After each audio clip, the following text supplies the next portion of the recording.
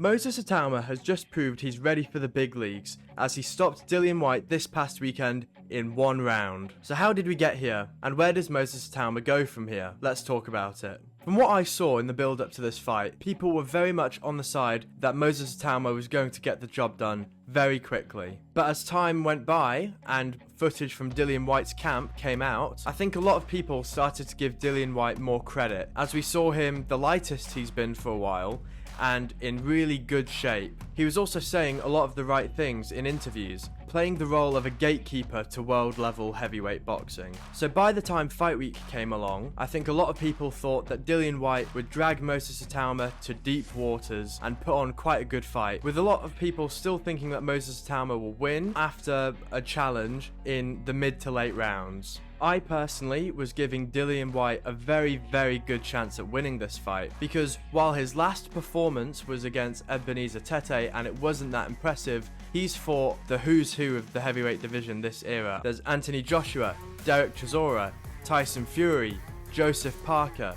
Need I go on? And for each of them, bar Tyson Fury maybe, he put up a very good fight. And with Moses ITAUMA, while he's very talented, we had only ever seen him fight people who he was meant to look good against. So the discussion was, if Moses ITAUMA beats Dillian Whyte, then he's ready to be fast-tracked to world level. He's a former interim champion, he's put some of the better heavyweights of this generation through their paces, and on paper, nobody this early in their career should be beating someone like Dillian Whyte. So for ITAUMA to do what he did is a very, very big deal.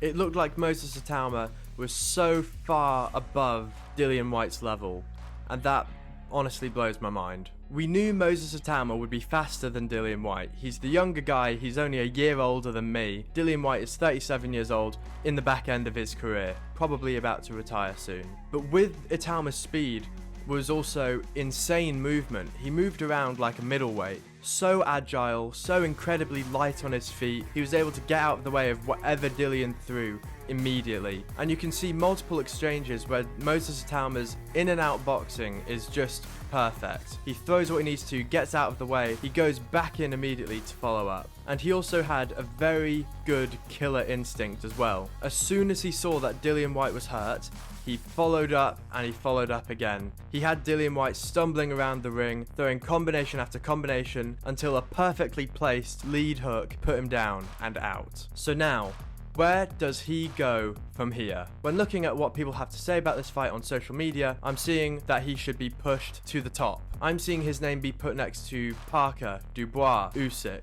with Turki Al-Sheikh saying he wants Moses ITAUMA to fight Alexander Usyk next. With that being said, I've seen a lot of people opposing this as well, thinking, yes, it's an amazing performance, it's very impressive, but he's very young in his career. He should not be going against world level opponents now. Me personally, I can understand both sides. When it comes to hype and building stars in boxing, I see it as a slingshot. Now hear me out on this one. The reason I'd compare it to a slingshot is the further back you start, the further forward you will go. So, in Moses' case, he was fighting journeymen and people who he was meant to look good against. Mike Balogun was his last opponent. He was 41 years old, former NFL player. So with people like him, the bar is quite low. He's starting quite far back. So when you beat fringe world level gatekeeper Dillian Whyte in the way that you did, from where you started all the way back at Mike Balogun, you are going to go very, very far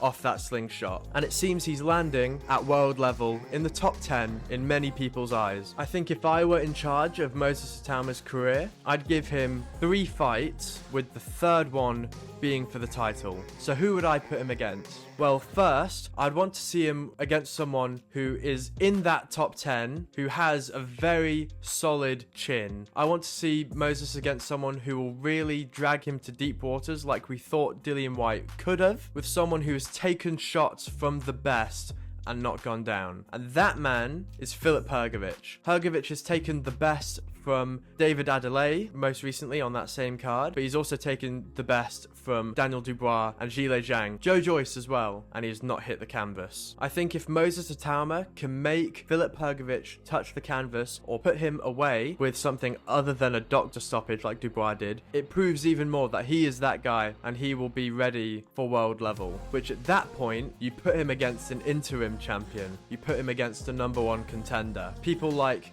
Kabayel, Parker, Wardley. My preference would either be Wardley or Kabayel, as I think Parker deserves that Usyk fight. We should just give him that for now. Editor Benny here. I did realise after recording this that Fabio Wardley and Moses ITAUMA have the same coach, so that will probably not happen. It would be cool if it did though. And I think the easiest one out of Wardley and Kabayel, as much as I hate to admit it because I am a big Wardley fan, I think Wardley would be the easier fight out of the two. We've just seen him really struggle against Justice Hooney. He managed to pull it out of the fire in the end with that right hand, but he struggled being put on the back foot and dealing with combination punches. But again, they're in the same camp and Moses is probably helping him improve on that as we speak. And we've also seen that Kabayel is more than willing to deal those combination punches and throw to the body specifically, which is what he did to put away Makhmudov and Zhilei Zhang. It would certainly be a tough fight for Moses ITAUMA, but it would definitely be a winnable one, and if he wins, he would have the WBC Interim Heavyweight Championship, and he would be in line to fight Usyk. And I think if he stays active, he can do that by midway through next year. I think Moses ITAUMA has more than proven that he deserves the fast track to the big leagues. It was very smart matchmaking to put him against Dillian Whyte, and he's passed the test with flying colours. So now it's time for people to keep an eye on Moses ITAUMA, because the next year for him is going to be huge, and I can't wait to see it. So those are my thoughts about that main event on Saturday. Make sure to let me know what you think in the comments below, and like and subscribe. We'd love to have you here, staying tuned for all the videos coming up on the channel, and thank you very much for watching.